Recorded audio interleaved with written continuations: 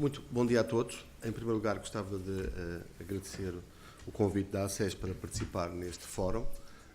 A Introjustiça tem, através dos estudos que tem elaborado sobre o problema dos pagamentos, nos últimos 16 anos tem tentado colaborar para a melhoria dos prazos de pagamentos em Portugal e pensamos que é um tema bastante importante e bastante, não só atual, mas desde há alguns anos que é um problema que afeta as empresas em Portugal e que é necessário tomar medidas e tomar medidas urgentes para que estes problemas sejam ultrapassados. Nós vamos apresentar um estudo que nós fazemos todos os anos, em 25 países da Europa, que chamamos o European Payment Index, e em que tem alguns dados, portanto isto é uma parte do estudo, que depois poderão aceder, se quiserem, na nossa página web, em que tem alguns dados sobre o comportamento, quer das empresas, quer dos particulares, quer do Estado, em termos de nível de risco, mas também de prazos de pagamento.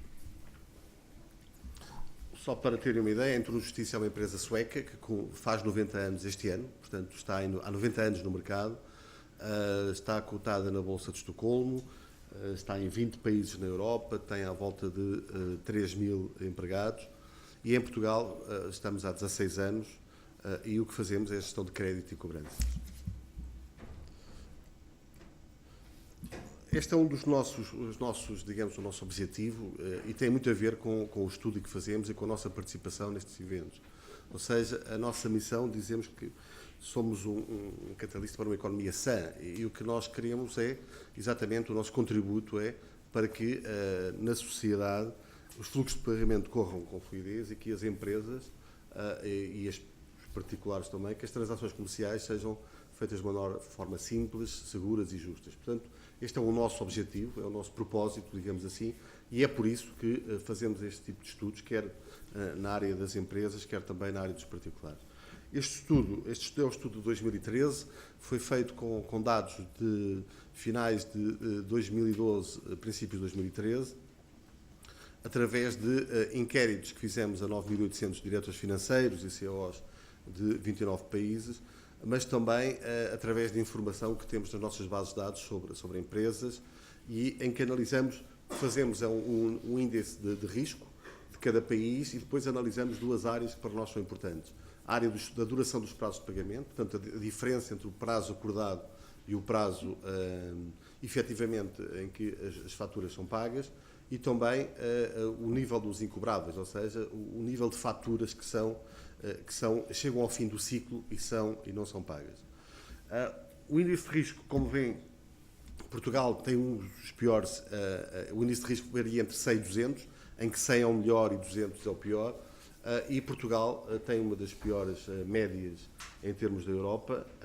A média é 151 pontos e Portugal tinha 190 pontos, e podemos ver que o risco vai aumentando de norte para sul e de oeste para este, digamos assim. Os países do centro e norte da Europa têm um nível de risco muito mais pequeno, porque têm prazos de pagamentos mais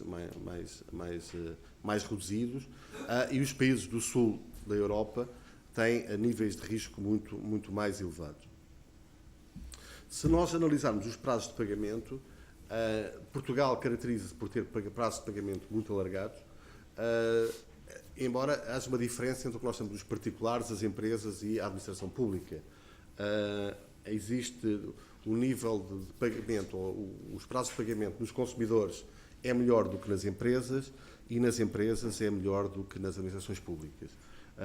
E isto, uma das grandes caracterizações de Portugal, e vamos ver já em várias comparativamente com outros países, é que Portugal se calhar não é o país que tem o prazo de pagamento mais alargado, mas é aquele em que a diferença entre o prazo acordado e o prazo efetivamente pago é muito maior. E isso é uma das características, sempre foi, ao longo dos anos em que elaboramos o estudo, existe uma diferença grande entre o prazo acordado e o prazo em que efetivamente é pago. E depois existe uma grande diferença entre os prazos médios de pagamento em Portugal e os prazos médios de pagamento europeus. Isso é notório, quer nos consumidores, em que vemos quais são os países em que os prazos de pagamento são maiores. É verdade que os prazos médios nos consumidores são mais baixos em todos os países, também tem a ver com as relações contratuais que existem nos diversos países, mas se analisarmos as empresas, por exemplo, vemos que aquilo que eu vos dizia, Portugal, há países, um ou dois países que têm um prazo médio mais alargado, Espanha, Itália, mas a diferença entre o prazo acordado e o prazo dos atrasos de pagamento, do pagamento efetivamente feito, é muito mais alargado.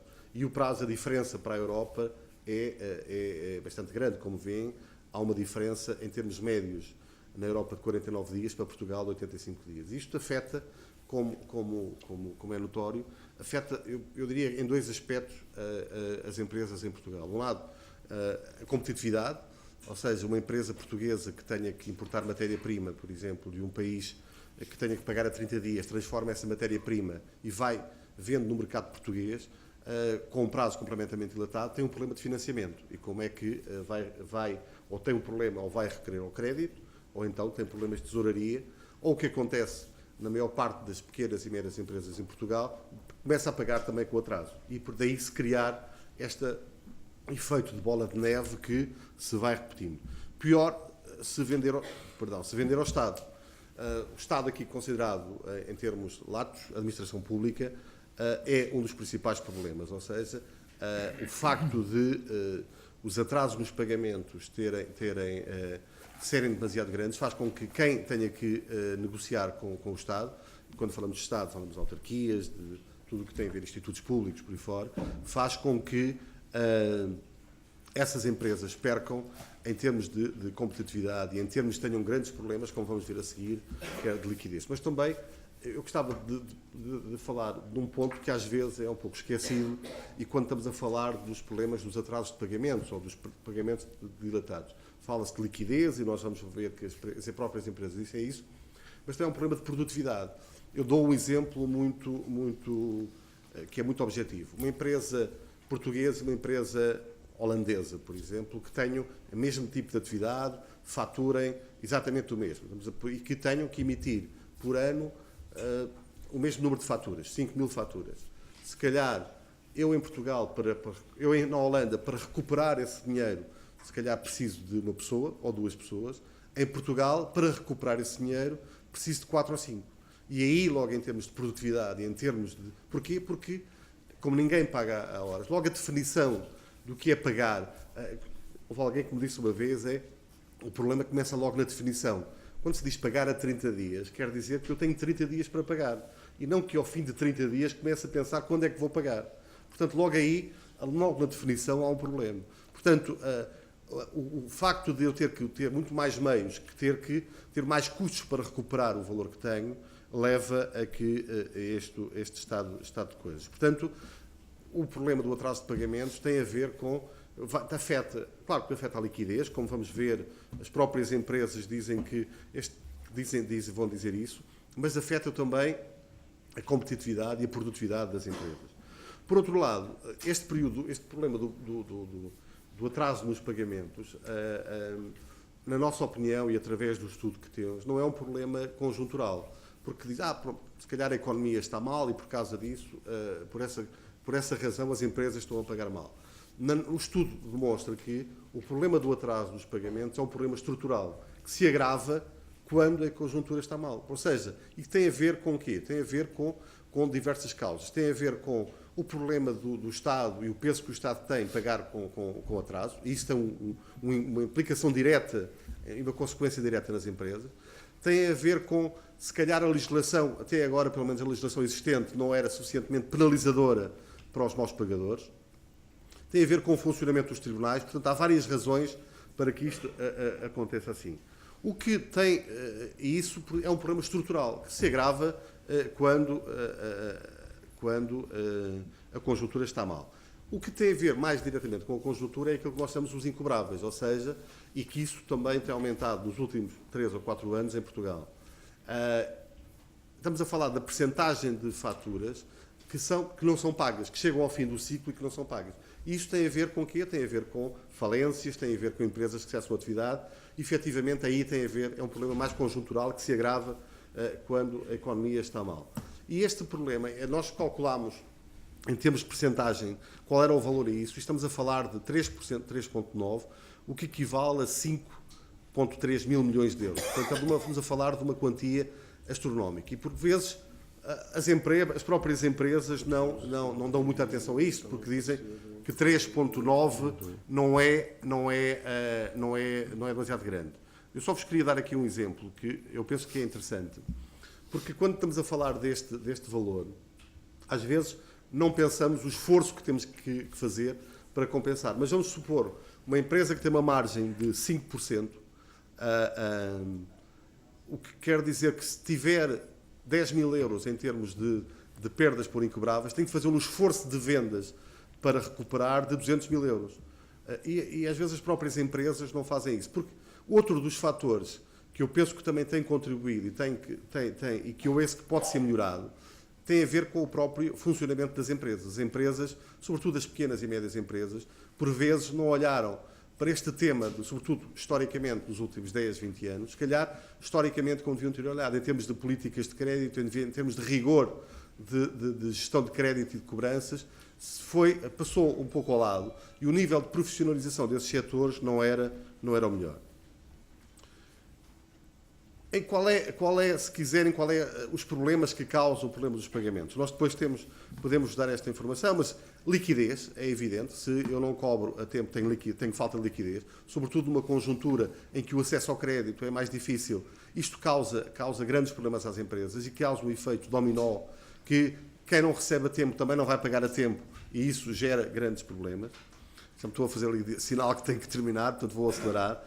A perda de competitividade, também já falámos nisso, não só perda de identidade. Eu, no outro dia estava num colóquio como este e estava num setor, por exemplo, o setor farmacêutico, e o que me diziam é que isto causa também perda de investimento em termos de inovação. Eu tenho problemas para receber nos prazos, se calhar não vou gastar tanto dinheiro, ou não vou pôr o meu dinheiro em termos de desenvolvimento e de desenvolvimento em termos de inovação científica. Portanto, tudo isto faz com que as próprias empresas e o país percam competitividade. Neste momento, o estudo também diz que as empresas têm menos confiança em obter apoio financeiro dos bancos. Como disse, isto foi feito no princípio deste ano, finais do ano passado, e isto acontecia, ou seja, uma grande percentagem das empresas não confiava que os bancos podiam ajudar ao desenvolvimento das suas empresas. Isto é próximo.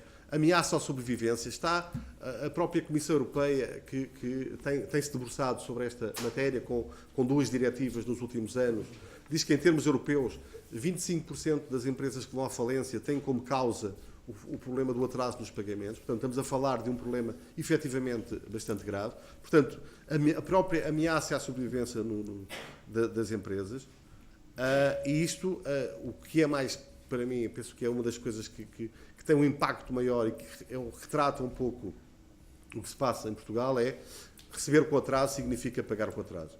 E o que acontece é que, genericamente, ou eu diria que grande parte das empresas, hoje, não paga as suas faturas no prazo. E isso, seguramente, que é um problema da economia em Portugal. Nós temos algumas recomendações, mas eu vou deixar para o Dr. Augusto Mateus, que seguramente com o estudo irá dizer mais. Muito obrigado. Muito obrigado.